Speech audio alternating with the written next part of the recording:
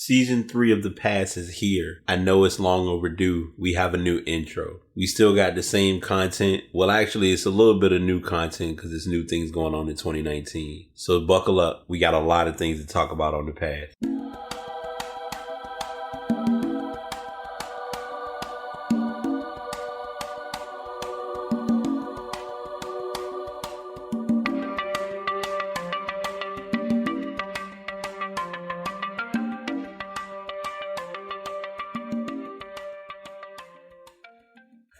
Episode 248 of The Pass is here. What is up? What's good? What's going on? I'm your host, BT. Great energy, great vibes. I'm ready. I'm excited. This is definitely a very packed show because I didn't know what I would be presenting based on the NBA Finals. I really didn't know what I was going to be presenting for FIFA women's soccer, but I learned some stuff too that was very intriguing, and I was able to educate others on some things as well. We'll get into all that. Of course, we got E3, so I'm kind of giving you some cliff notes early. So if you want to prepare for which section you want to hear or listen to, that's totally understandable. But we're gonna go ahead and hop on into it, man. First and foremost, we may as well give congratulations, and this is this is where I miss being. And I'm going to go ahead and tell y'all this because I think I've talked about it before. The soundboard is still in existence. It still gets used, but I don't use it if I'm recording in a public setting. For instance, if I'm at the library, not going to happen. Because there are certain sounds that fit certain things. Like I would normally give a clap, give the applause soundboard at this point of the show. But because we're in a closed environment, it's a little different. So I try to be respectful of the surrounding. But anyway, that's all irrelevant. That's unimportant. But Toronto did indeed win the NBA championship. They are the world champions of the NBA. I do want to make sure I acknowledge that the St. Louis Blues also won the Stanley Cup this week as well. I've been keeping up with it as best as I can, y'all. You know how I am with my sports. I catch what I can, when I can, how I can. But I will say that St. Louis did win. That series actually went to 7 games. And St. Louis was able to pull it off, which I think no one really that I directly know would have expected St. Louis to be the winners of Lord Stanley. So shouts to them and props to them for that. The NBA Finals, where and how do I begin? Because when we last talked, we were on game 4, and we had games 5 and 6 occur during that time lapse of time period. So first things first, game 5.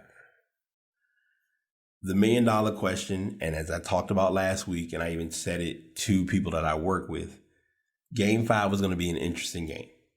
The reason why was because it was going to be the factor of whether Kevin Durant was or was not going to play. I don't think it was on the basis of whether Golden State needed him or did not need him. I'm gonna go ahead and if you're not a big NBA fan, I'm gonna tell you now, scroll a little bit ahead and listen to some more of the show. Because I'm going to definitely talk about a lot on this portion. And I'm going to try to, this is one of those, I can't promise that I'm going to condense this story because I want to get everything on the table about this series. At least these 2 games. Clay played hurt, game 5. Doesn't matter. It's the playoffs. You play, you play. If you're on the floor, you're playing. We all knew about Stephen dehydration. There was the other big man who was uncertain whether he would be playing, but he played in game 5, and he actually played game 6. DeMarcus Cousins was a little quiet in game 5, but they were able to get good productive minutes out of him for what it was worth. It was a close game. Toronto actually was up at one point. Now, mind you, this game was in Toronto. I'm going to go ahead and talk about it now because I don't want to forget. The Kevin Durant injury was very risky. There was a high risk of him getting injured in game 5, which he did, because he was, as with most players in the NBA, no one's playing at 100%. Whether people realize it, and he even said it when they won the championship, Kawhi hasn't been playing the playoffs at 100%. But that's basketball. Like, you go out there, you play, put it all on the line. Once it's done, whether you win or you lose, that's where all season, that's where your conditioning, that's where all of that comes into play. So Durant goes out and plays. He hit 3 3-pointers with ease. I mean, Kevin Durant is a sniper. I say it all the time, and I know that's a bad term to reference it as, but when it come down to shooting, Durant can shoot. I'm just saying. There was the play that he injured himself on. It was just a natural him, kind of dribbling back and forth, left, right, and his foot. As soon as you saw his foot, you could tell it was like, yep, he re-aggravated it. Now it's not a calf. Now it was the ACL. Now he's going to be out for a year. I bring all of this up because now this is going to make free agency more of a puzzle piece of what's going to happen. So Durant goes down. Now, I want to point something out too, and I'm still intrigued, and I'm hoping that he gets a different style of shoe next year. I don't know, but the shoes that he wore in Game 5 are the same exact pair he wore against Houston in that game when he initially got injured, and it was out for a month. All of that being said, Durant goes down. So now you got Clay and Steph, Draymond, Cousins. Iguodala steps up. And, they kept it close, and they were able to pull it off. So now it's Game 6.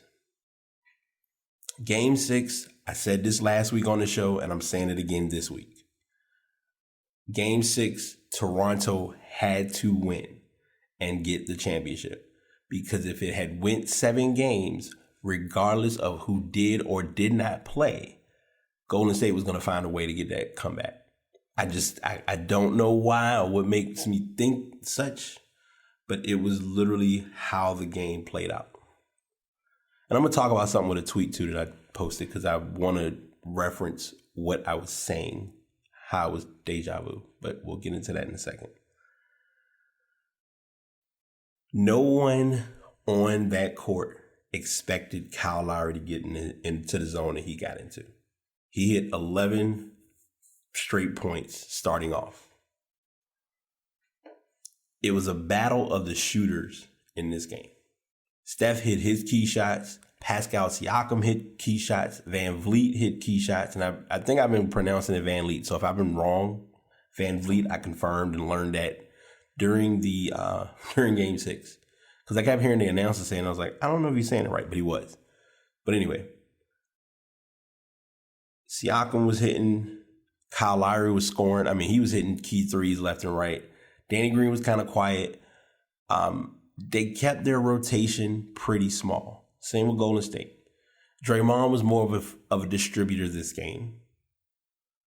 And Iguodala started in place of Durant. Klay Thompson, biggest story of the game. No one expected him to drop 30 points the way he did.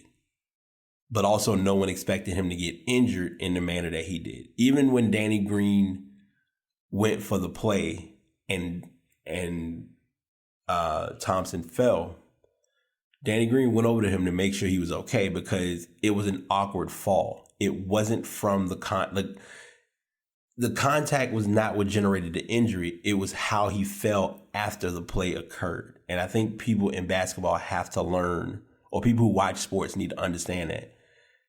Guys in the NBA that truly understand and get the game, do not go out and try to hurt others. That's not the rule of the code of basketball. It never has been and it never will be. So Thompson goes down. He goes to the back. They have to, Golden State medical staff and some of the media personnel are telling him, bro, you can't leave the court because if you do and you don't shoot your free throws, you're out of the game. You can't play, which is one of the rules of basketball. It's not a weird rule. I understand that rule because they want you to at least shoot your free throws unless you're just unable to do so under any circumstances. He goes out, hits both free throws, plays a little bit more, and the injury, he could feel it. And he was like, I can't play. Confirmed that he ended up tearing his ACL. Kawhi was playing a quiet game in Game 6, but he played a quiet game good enough to win, which is, that's all that matters.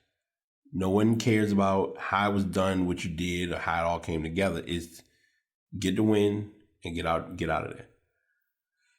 Kawhi had 22. Siakam had 26. Lowry had 26. Van Vliet had 22, and Ibaka had 15. Those are your guys that did all the work, that put in work. Marc Gasol was there as an inside presence, but he was more in the defensive and the rebounding role than anything else. Which, hey, if that's getting that out of him is better than getting nothing. Trying to see what else I want to hop into for this game. So the timeout. Let's get that off. Let me go ahead and get that out of the way now. Golden State didn't have any timeouts left. And there was a loose ball at a certain point. Draymond Green gets down on the floor. He looks up. He calls for a timeout. They knew they didn't have any timeouts, but it was also just kind of a risk move of saying, you know what, we got to do what we can and make something happen. Toronto gets free throws and the ball. I think they got one free throw because it was a technical, and they got the ball. And after that, it was pretty much the game was just about done by that point anyway. So to reference what I said, it was deja vu from what happened with Michigan State. Yes, Chris Webber's timeout, he played for Michigan. The only reason I reference it as a Michigan and Michigan State is one, because they're rivals. Two, and obviously the most obvious, they're in the same division. The same conference. But it's just an interesting scenario of having to make that type of a decision, even with not factoring in and realizing there were no timeouts. But it also was a risky play because it didn't, in this case, it really didn't make their chances any better. So I want to go ahead and get that off the table now.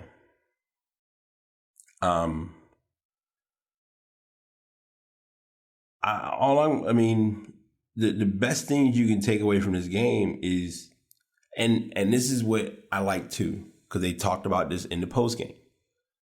After they won the championship, they talked to Kawhi and they talked to Kyle Lowry.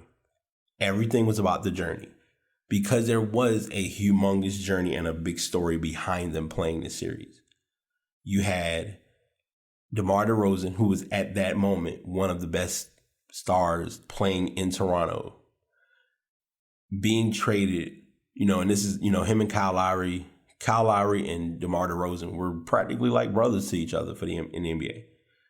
You have that be split, and here it is, you have Kawhi Leonard coming in, and he's trying to fit in and get his bearings and get himself, accustomed to the flow of, the Raptors and all that.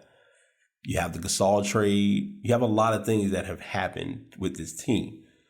No one's talked about this either. OG Anunoby, I hope I pronounced that right. If I got it right on the first try, props to me. He's not played in the series. He was supposed to play, but never played. He was actually, Game 6, they showed him shooting during warm-up drills, but he didn't play. So you have all of this coming into this game, all this coming into the series. Even with Clay going down, you didn't have anyone else that was going to step up and stop. Toronto was playing at full force. Drake was not at the game, for those who were wondering. The Superfan was at the game. Usagi Umar, I may have mispronounced his name. He was at, obviously he was there. There was a big story with him involving a possible assault with an officer because the officer didn't know or wasn't aware that he's the owner of the Raptors, which I don't understand how, but it's another story. But Toronto did it. And I don't think anyone watching or that had watched this series was expecting it. Like even when because in my sports group, we talked about it and we shared everyone kind of gave their, I think this team is going to be the best team. I think this is going to be who wins in this many games. I think a lot of people had Raptors in 7, Raptors in 5, Warriors in 7. I saw a lot of Warriors in 7. But it's tough. It's a tough situation, man. As far as no one really was looking for Toronto to pull this off. And I think Toronto proved that they can win. Now comes the $1 million question, and even Kawhi had to address this, but not address it. What's going to happen in the offseason? Because now you're looking at, and this isn't even just with Toronto. This is also with Golden State. What happens to Klay? They've already kind of made rumors that Golden State is going to try to give him the max, which I don't blame them. If he had made an All-NBA team, I don't think if the Supermax option was there that they were going to go for it. But, I mean, it happens. Okay, and they're showing a key play that's interesting, too. Toronto had the ball. And I'm going to talk about it. I'll talk about this. I know I'm spending a lot of time on this part, but I wanted to get into this before I forget. Toronto had the ball. Let me see what this. Okay, so yeah, that's the play when they called timeout. They didn't have any. Okay, never mind. Toronto had the ball. Danny Green, they get the ball across the timeline. Danny Green catches it in the corner. And he tries to throw it. He catches it in the corner at the top of the key, near half court. And he's trying to throw it to Pascal Siakam to the far right corner near the baseline at the three-point line.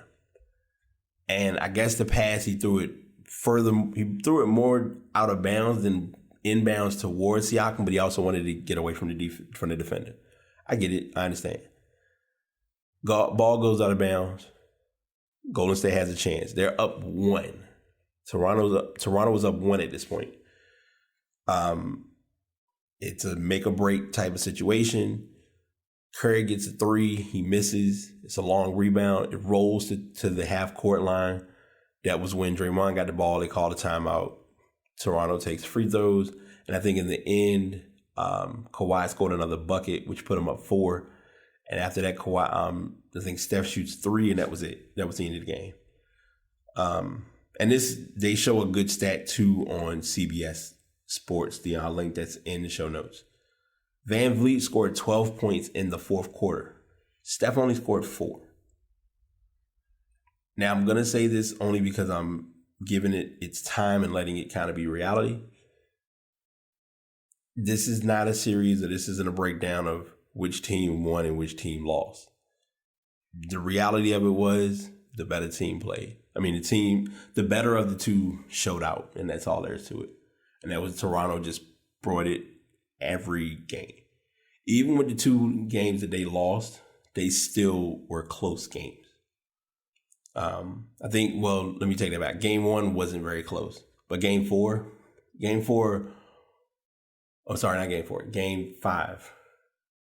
Game 5 could have gone totally different, even if Durant did or didn't play. I don't think Durant should have played Game 5. That's just my personal opinion, but I mean, what's done is done, but I also know it's the playoffs. So you got to win. Klay injuring himself in Game 6, that was just an unexpected moment. And those are going to happen. That's just basketball. So that's everything that we have for the NBA. And I know I kind of threw some soccer in. I mean, not some soccer, some hockey in there for Lord Stanley. Now to the Women's World Cup, which one of these, the story that I really want to talk about with this, I'm definitely going to get into in a second. I am thirsty. I'm not going to lie. That was a lot to unpack, but I needed to get it all out there. So when we last left, I believe we were in the middle of the Spain-South Africa game. Spain beat South Africa. Norway beat Nigeria. Australia beat Italy. Italy beat Australia. Brazil beat Jamaica 3-0. England beat Scotland 2-1. Japan and Argentina tied. Canada beat Cameroon 1-0. Netherlands beat New Zealand 1-0. Sweden beats Chile 2-0. USA beats Thailand 13-0. Stick to that game. We're going to get into that in a moment.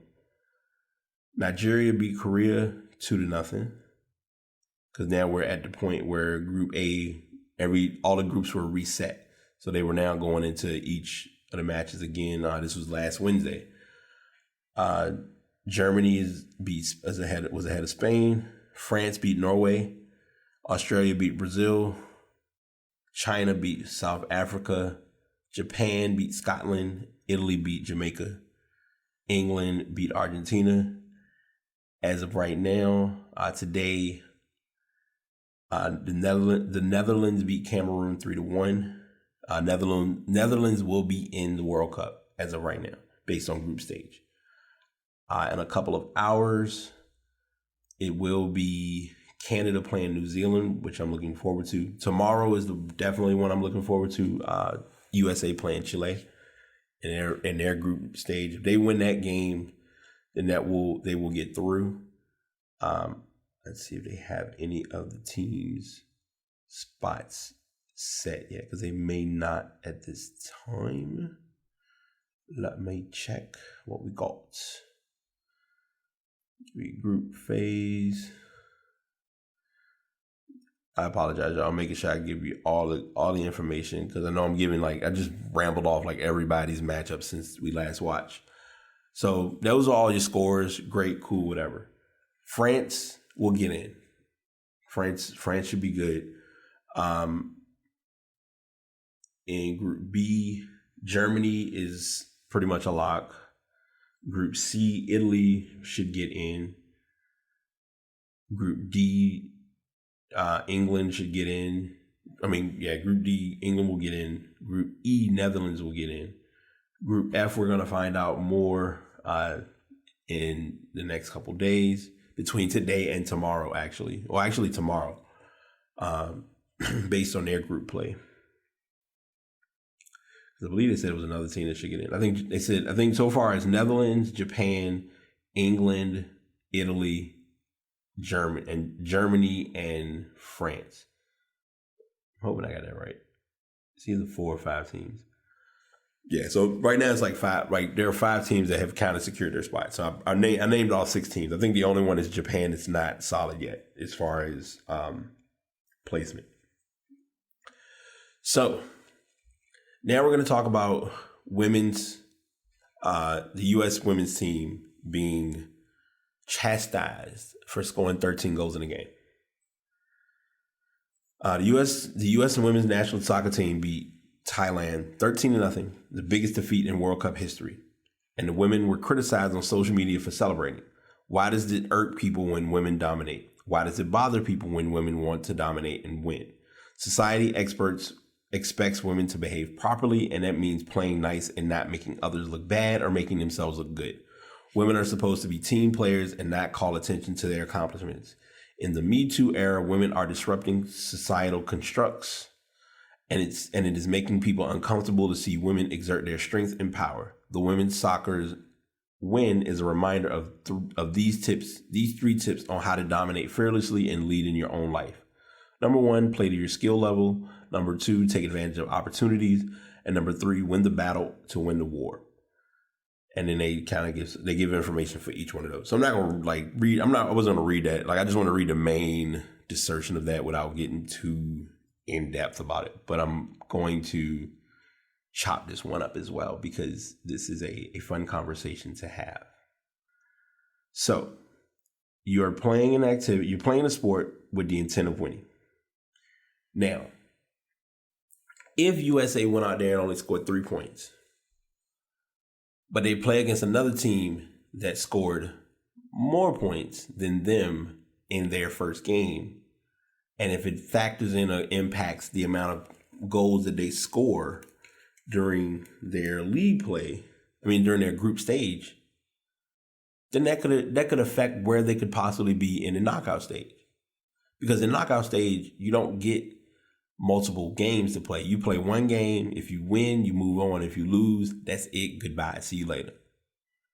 So getting 13 goals was a leverage in their scoring and in their points in their group stage. Because if they have enough points and they have enough wins, that could get them possibly a higher spacing or a higher seeding in the knockout stage. Now that's number one. Number two, and I'm only going to talk about this because I've been on the losing end of it and I've been on the winning end of it. No one likes to be beat in an activity. No one does. But it's also a part of the sport. Now, I feel as though, and it's because they brought this up that I'm going to bring it up. Women should be allowed to celebrate and enjoy the moment just as much as men do. If they are playing a sport properly, if the team you played against didn't bring any show or effort to wanting to win, that's the team's fault. That's not that's their opponent's fault. That's not their fault that the other team can't stop them from scoring. Like that's how stupid this is. And that's how slightly triggered I got from the whole situation. Because let's face it, we have been to sporting events and seen teams get blown out by X number of points, and we don't make a big scene over it because, I mean, well, if they didn't want to play or they didn't feel like they needed to show up, then they should come out and play better. Okay, so if you feel that way in one sport, why not make that across the board? Like, and that's even down to men versus women. Like, as a fan of the sport, the only part of it that would make me frustrated is if it's my country getting beat like that. Like if I'm a Thailand native and I see we got beat 13-0, I'm pissed.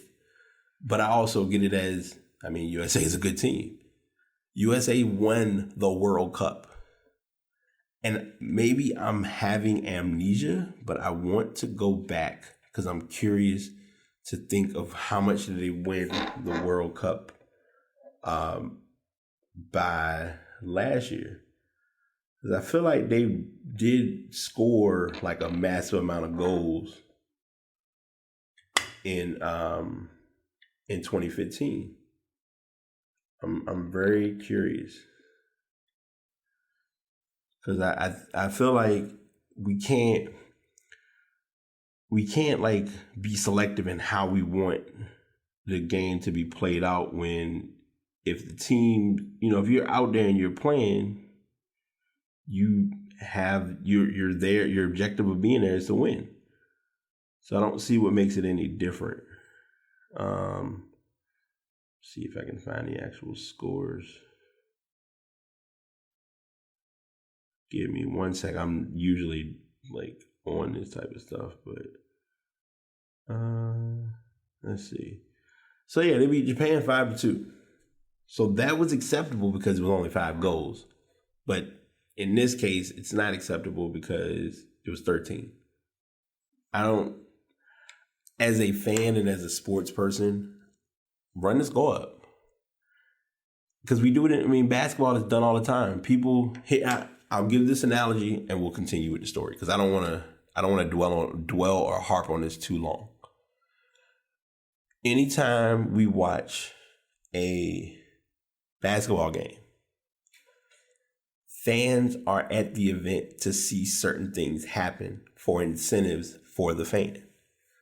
Like if the team scores so many points, everyone in the stadium gets said item. Or if the team, I don't know which team does it, but one of the teams, if the opposing player shoots 2 free throws and misses both of them, everybody in the crowd gets an item, gets something specific.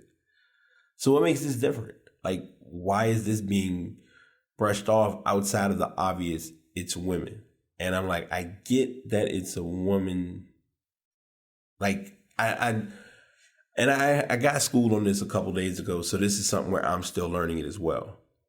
men and women aren't treated equally as they should be, as with black men, black women, white men, it's not an equal slate.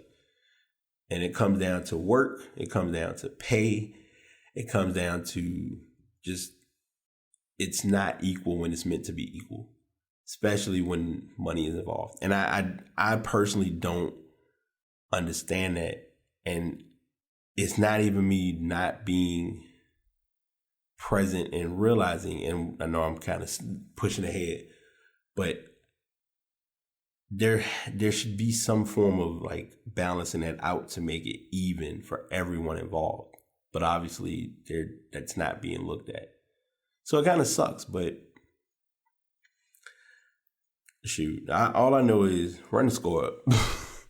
That's part of the game.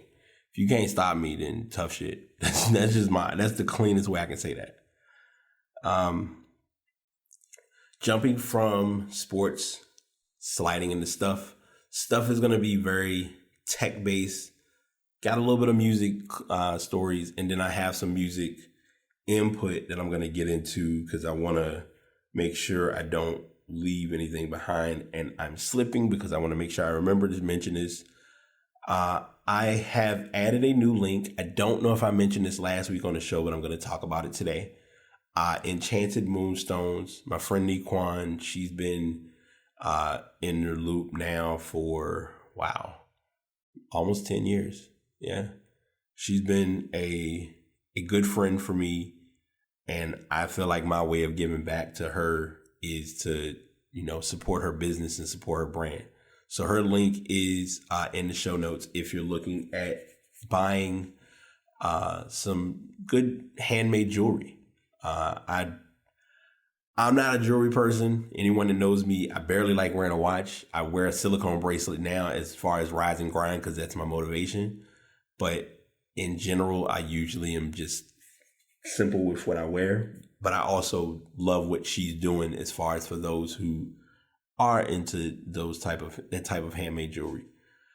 So check out her link on the pastpodcast.com site. It will be a link. It just says Enchanted Moonstones. And it'll also be the actual link itself in the show notes. If you go to your various platforms, Spotify, Apple Podcasts, Tidal, wherever you're listening to your podcast, it's there and it's available. I don't want to forget that before I get too into this. I'm going to give E3 as much space as I can. E3 was very heavy packed this year. I watched a little bit of EA. I did watch a fair amount of Microsoft. Do not be mad at me. I did not watch Gears 5. I think Gears 5 I'm going to be patient for as far as when it actually releases and give it its proper attention. Halo Infinity got its big spot. I did see a video and they did talk about the Project Scarlet, which is coming out the holidays of next year. That causes a concern for me as a gamer because when new consoles come out, those who have the console before it aren't sure what to do because it's not, all right, let me run out and buy this Xbox One. Buy the Xbox Scarlet or whatever it's going to be called. When I'm holding on to my S, like I know somebody who, like, people have the Xbox One X and I don't understand buying the X if I don't have a 4K TV. I just don't. I personally don't. I've talked about that on the show before. But they did talk about that. There is a big view on streaming games, streaming services. That's going to be the next wave. And I've kind of teased it that we'll talk about that in the AirPod Escape, a music sesh, about how streaming, like I'm going to get into that in a bit, but in gaming, streaming services are going to be something to look at and keep an eye out for. There will be a sequel for Breath of the Wild coming to Switch.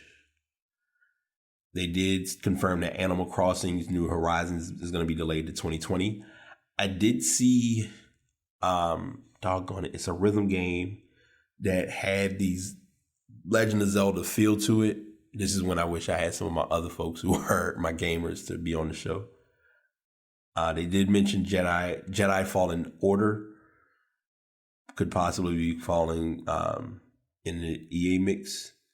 They revealed Marvel's Avengers. Cyberpunk 2077 got a lot of attention, and we're looking forward to that as well. Nintendo did their presentation, Breath of the Wild sequel. Two characters that are coming are Banjo-Kazooie as well as Hero. The Hero from Dragon Quest and Banjo-Kazooie. They did give a little bit of information about Luigi's Mansion 3, which I was intrigued and keeping an eye out for that. Legend of Zelda Link's Awakening is coming out September 20th. We are a few weeks away from Mario Maker, and I think that's going to be helpful for a lot of people's content with Twitch and stuff like that. Resident Evil's coming to the Switch. They're going to put all the Resident Evils into packages. I think Contra is going to be packaged as well. I did see that. I'm trying to see what did I... Cadence of Hyrule. That's the one that I saw. It's a musical. It's a cool game. Like I've played it before. Like it's Crypt of the Necro Dancer, where you have to like move through the game with the rhythm, which I like that. And it also shows like it shows the beat and the flow at the bottom of the screen while you're playing. So that was everything on Nintendo Switch, or Nintendo as a whole. PC did do their presentation. Their top 10 games that they're looking at are going to be The Outer Worlds. I'm going through these as best I can. Cyberpunk 2077, which I mentioned already. Planet Zoo, Dying Light 2, Baldur's Gate 3. I'm gonna make an effort because I want to John Wick Hex, Forza Horizon 4, Doom Eternal, Vampire the Masquerade Bloodlines 2, and those are your games for PC.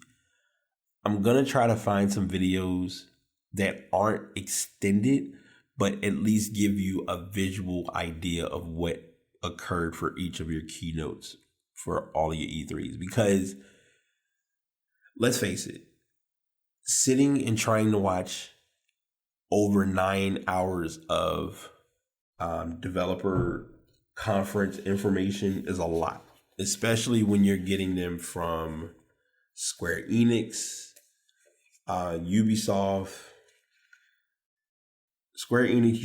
Bethesda, Electronic Arts, Nintendo, Devolver, Microsoft, PC, and Tesla.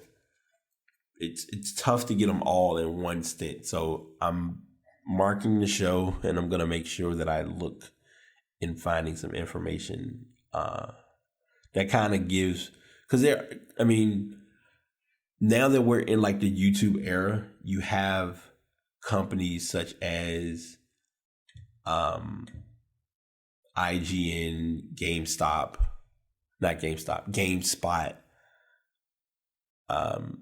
Polygon, Engadget. Like those companies will usually do pretty good with giving you information about what's coming or what was said during said keynote. My bad, y'all. I'm slipping on my water game today. Fallout Shelter, Netflix, YouTube, and more coming to Tesla. Tesla's pushing the envelope again. Elon Musk utilized E3, and I love it. I'm going to say this on my show, and I'm going to accept the reality of it.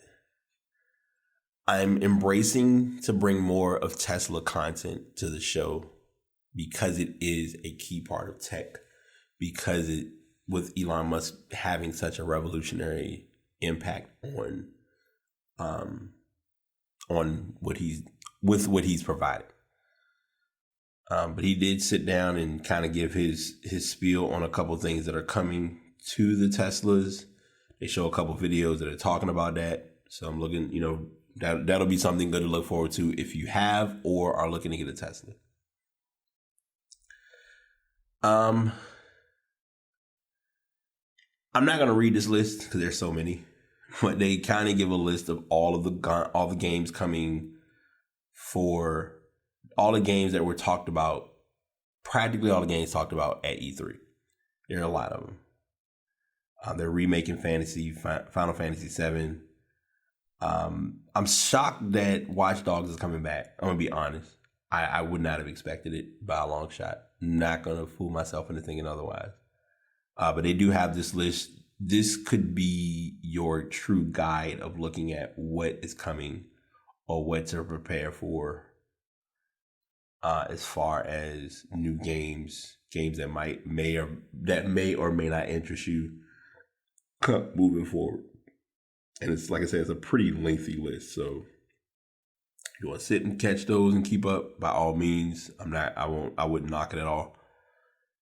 I'm not gonna lie, like they haven't really given a lot of info for it, but I'm anxious and I'm patient to see what's coming with the new Call of Duty, because I know when they do a new one and it's like an annual thing, they give you stuff, but they don't give you stuff. So I want to see how that all transpires and comes about.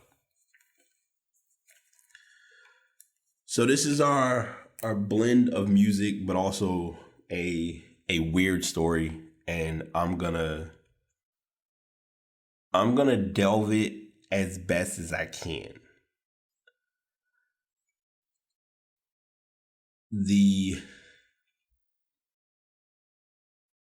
And I'm being cautious because I don't want to say anything to infringe anything or anyone, because it's something that I am still trying to learn. Being number one on billboards is important, supposedly. There must be an added bonus or an incentive that may be in contracts or may be in the business of being number one on billboards. DJ Khaled's album did not go number one on the billboards when Tyler, the Creator's album, Igor, dropped. They both dropped on the same weekend or on the same Friday. And Tyler, the Creator's album did work. When I say it did work, that shit won't nothing to play with. I tell people this all the time, and I'm going to talk about this a little bit more later. What makes or breaks a lot of music is not only how it ages, but how you value it in its replay. It's kind of almost like gaming. Like if I pick up a video game now, can I play it 5 months later and still get the joy that I got out of it 5 months ago? And that's how Tyler, the Creator's album will be down the pike. Like I went back and listened to some of his older albums and I was like, okay, I did not know that he was just talented. And I sounded like that when I said it. But this article that we're talking about today the article that I'm going to share is, he doesn't feel as though the certain sales of his CD were pulled, which removed him from the number one, which potentially moved him from number one spot on Billboard. Khaled was furious when his album came in at number 2 to Tyler, the Creator's Igor after Billboard allegedly discounted downloads sold by the DJ and producer as part of a bundle deal with an energy drink. Bundle deals, which offer album downloads alongside merchandise, are a standard but controversial industry practice to boost sales. We're told Billboard has agreed it would count downloads from Khaled's energy drink package, which sources in the artist camp say amounted to more than 100,000. Billboard later backtracked, disqualifying Khaled's entire sales from the promotion, arguing they were anomalies in his figures. Page 6 is exclusively learned that lawyers for Khaled have fired off a letter to Silvio Pietralungo, SVP of Charts and Data Development at Billboard. A DJ Khaled source said when Khaled's team tried to appeal, Billboard refused to budge. The source said the situation was all the more unjust because Tyler, the Creator's bundle deal figures were included in his total sales. On May 30th, Billboard announced Tyler debuted at number 1 with 165,000 albums sold, with Khaled at number 2 at 137,000. Not fair, argues Khaled's team. And they talk about more with this. And maybe this is where I'm not industry and I'm not music, so I don't know how it works, where it's a big deal or not a big deal. Do I feel like it should be pushed to the extent that Khaled pushed it to? Absolutely not. Does that not still make what factors in or doesn't factor in for physical sales or credibility a big deal? It's debatable. Like, that's kind of the cleanest way I can say that. It's Billboard's decision if they do or don't want to have an artist be at that list. But I also think because it's music, as a listener and as a fan of music, we just want good music. That's what really it's about at the end of the day. I get the Billboard part is important to some because it's the incentives and it's the accolades, but sometimes it's bigger than that. And I mean, I'm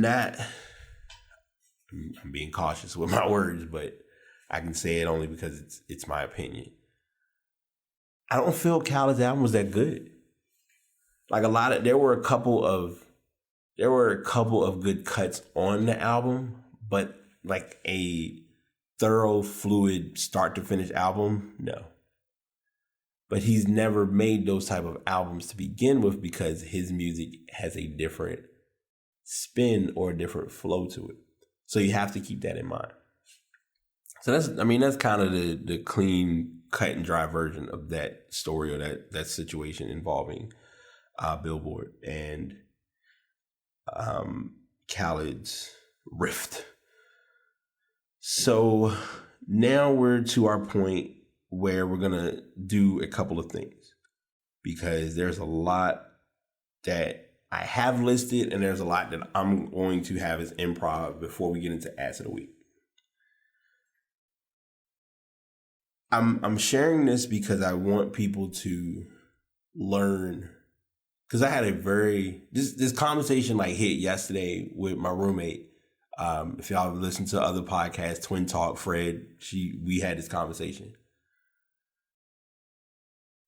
Listening to music now isn't the same as it was 10 years ago. 10, 15, maybe 20 years ago. Music listening changed. I found an article. I had the article, but I didn't keep it because there was a lot of other information there that I didn't need, but it paraphrased a little bit of what I understood as what changed. When we went from MP3s and iPods and MP3 players and all of that to digitally, us downloading music, to us watching YouTube or listening to YouTube for various streams, and then factoring in that musical platforms were about to be, when an artist dropped an album, it wasn't, okay, I got to physically get these albums to these stores. It's, I got to get these albums to masses on the internet. And I have to find a way to do it and still get profit off of the listens. It was a big change because it made listening a lot more different than what the average listen was. We don't listen to music the same anymore because by the time you've actually taken time to enjoy an album or listen to an album, that album is pushed back in the back of your mind and not retained because there's new music that just came out. Prime example. Offset's album came out this year.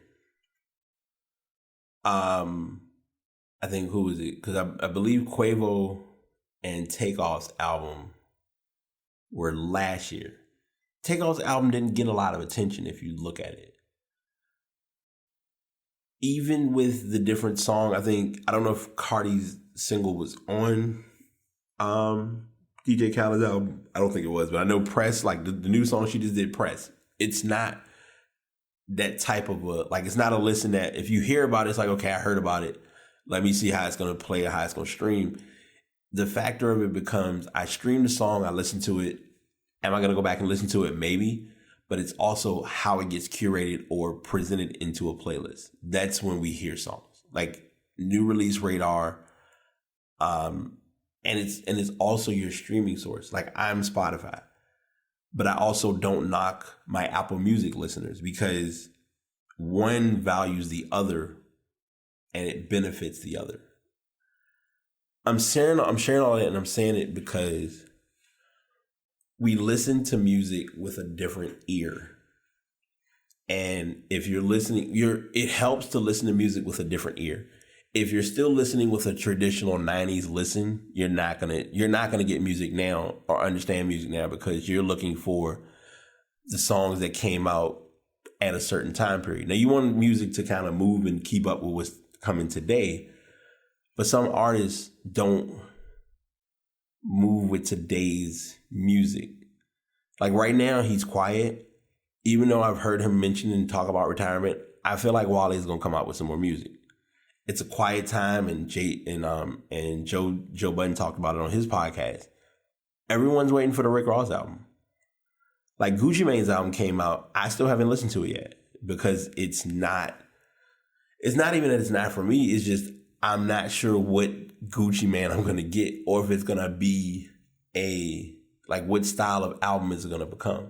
And this is one other thing, and then we'll get into the other bits and pieces of music section before we go into Ads of the Week and pass the message. How albums are released now are different in the sense also that artists are going to give you a lot of singles to prepare you for the album, or they're going to give you singles to maintain stream credibility. Also, they're going to give you EPs that may lead to an album, or it could just be, hey, this is the EP. Like right now, I'm going to be 100% honest. I'm ready for Summer Walker. Like I really want a real Summer Walker album. Like CPR, Girls Need Love Too. Like those songs were good and I enjoyed that album, but I want an actual CD. Now also, or not CD, an actual album. Because now we don't get physical CDs anymore. That's your other thing. Like we don't get the physical packaging. Like I talked about that earlier in this show, but I want to make sure that I'm emphasizing what I share in that specific piece. So that is my way of music listening and its adjustment of change. New albums did drop Friday. Like I mentioned, Gucci's album came out. Didn't have a chance to listen to it. Gold Link's album, I believe, was released. I did not listen to that yet, but I do have that plan to listen to. Dreamville has 2 singles. Haven't gotten on those yet. DJ Snake, the song is called Loco Contigo. I did listen to that song. It's pretty cool. Madonna has a new album that I'm going to try to listen to. I started on Avicii's album, but I haven't fully listened to it yet. The more ironic part was the album came out last week. So go figure. But you know, and this goes back to what I said earlier. Trying to listen to all of these. Oh, before I go further, because I'm glad this song just popped up. My music, I call her my music sis. Daylin shared with me this song by Free Nationals called Time. It has Free Nationals, Mac Miller, and Kali Uchis. So I did hear that song, and it's a pretty good song. How music gets across with others now is by sharing. Like, hey, check out this song. Hey, you might want to listen to this. Like my friends, I've gotten them, and let me backpedal because I don't want to do that. We've introduced each other to Lofi in our own way because everyone finds their Lofi songs that hit at the right point at the right time, and that's kind of been the the lo-fi movement, I guess you could say, because you gotta catch music at that right point. Dreamville, I would not be surprised if the album comes out by the end of June. That's my stretch, but that's what I'm thinking. So we'll keep an eye out for that as well. Now my personal fave. And this one was a quick one that I just was blindsided, but amazed that they actually pulled this off. Our ass of the week this week was in Moore Park, California. There was a individual driving a vehicle with a phony license plate on his rig. Now, I'm not going to read this article to its extent. And realistically, you don't have to read the article. All you have to do is look at the phony license plate. The license plate looked like it was drawn in an art class. And they did not spell California even close to how you spell California, because it's supposed to look like your retro black and yellow license plates, but it looks horrible. Side note, because I did think about this, because I remember the font for the actual California plates, the white plates, the red lettering. I'm still working to figure something out with using that design, but that's another story. The driver was arrested on suspicion of driving under the influence of drugs, possessing methamphetamine, being an unlicensed driver, and having an active arrest warrant. It was towed away because it was unsafe. All I'm thinking to myself is, why or what in the world was going on that instead of spelling it California, you spelled it Califas? I don't know if he's going for Calabasas. I don't know, but it's a weird but an interesting yet silly ass of the week. So that's our ass of the week. Quick story. Wasn't anything huge, but one that just teaches you how amazing people are and horrible they are with trying to be creative, especially when that wasn't very creative, but to each his own. Today's message that I'm going to pass is one that I think I'm getting through in my own way. And I've learned lately that this is what changed in society. And I'm going to not consume a lot of time on this, but I'm going to talk about it because it needs to be talked about. We as people are very communicative through our technical devices. As I'm sitting here with a laptop recording a podcast, a tablet providing me the articles so I don't use my laptop for, over pushing it or whatever. We don't understand the importance of being present. I didn't understand at one point what that meant, but as time progressed, I started to get the importance of how key it is to be present and be in the moment. I found an article by resiliencybuilder.com that basically talks about being fully present. Being fully present means having your focus, your attention, your thoughts, and feelings all fixed on the task at hand. If you are speaking to someone, then your attention and energy is focused. On him or her and what he or she is saying. If you're doing a task, then your entire being is focused on the task. This is kind of a roundabout way of talking about multitasking. We multitask, but we are horrible at multitasking. And I'll get into that in a moment. This is a rather different way for people to function. Often people feel they should be doing many things at the same time.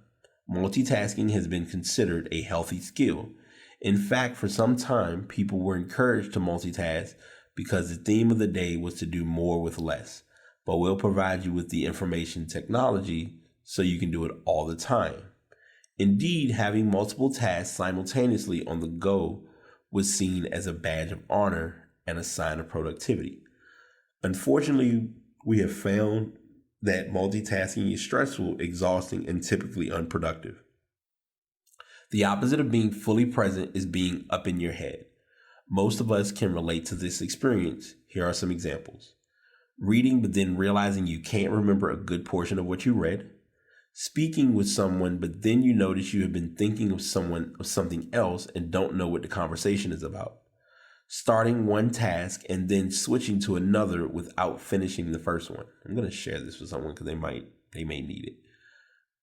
The above scenarios are examples of not being fully present. I'm not going to read all this, but I just wanted to get this article, and I may make this a permanent share. I'm going to share this in the show notes today, but I think I'm going to make it a permanent share for like just general information, because we don't know how important it is to be present and in the moment. Like with doing my podcast, phone goes on airplane mode, watch comes off. I'm in podcast mode. I don't like to be on my phone doing something else while I'm actually missing the moment of enjoying what I'm doing, because then I'm not giving the proper effort and attention. And this is something that I'm still working on, especially with simple things such as studying, because I've been studying for a certification. When I study, there's so many distractions that I allow to distract me. And it's amazing because when I'm around different people and I see them not being present, they wonder why I'm annoyed when they're not present, but they expect me to be present in doing what I'm doing. And I don't understand that. So if it's going to hinder the process, give it a break. Put the phone down, take a moment, and enjoy those around you. Because once they're not here, you can't get them back. And when I say, and let me say that with a different tone, because I don't want it to sound like, you lose someone in your life as far as like through death or whatever. But if people are around you in that moment, and if they suddenly out of nowhere move and go somewhere else, if they're gone and they're in that place, they're there now. You can't, they're not going to come back unless they have the ability or the time to come back. So value them while they're around, because you may never come across them again or have any interaction like you normally did. And I think we don't see the importance of that. I brought this conversation to someone's attention, and it was the scariest but most realistic thing they needed to hear. And it's something that I've even worked on doing.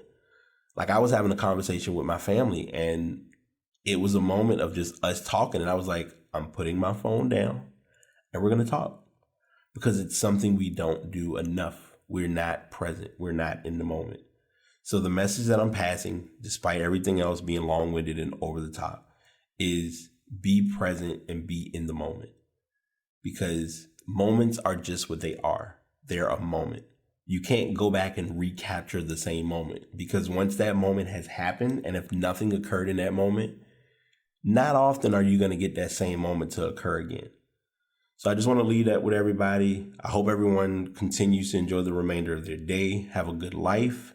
Have a positive life. Have a good energy towards others. Don't shortchange anyone that's not deserving of it. Like, give everyone your undivided attention, because you never know what they could be saying to you might be pivotal either for you or just in general. So that's all I got. Y'all take care. We're going to get into, I believe, next week, depending on, I got to look at the scheduling, but I think next week is the NBA awards. So I think we're going to have the awards talk, and the draft is either next week or the week after. I need to look up the exact date, but we're going to be talking about the NBA draft. Most of the players, we kind of know who's going. We already know Zion's won, but it's a matter of if some trades happen where Anthony Davis goes and all that. So we'll keep an eye out for that as well. And of course, more soccer. So prepare for that. Until next time, this is The Pass, where we do record and provide nothing but great content. And I want people to, give input. And this is BT signing out. Y'all take care.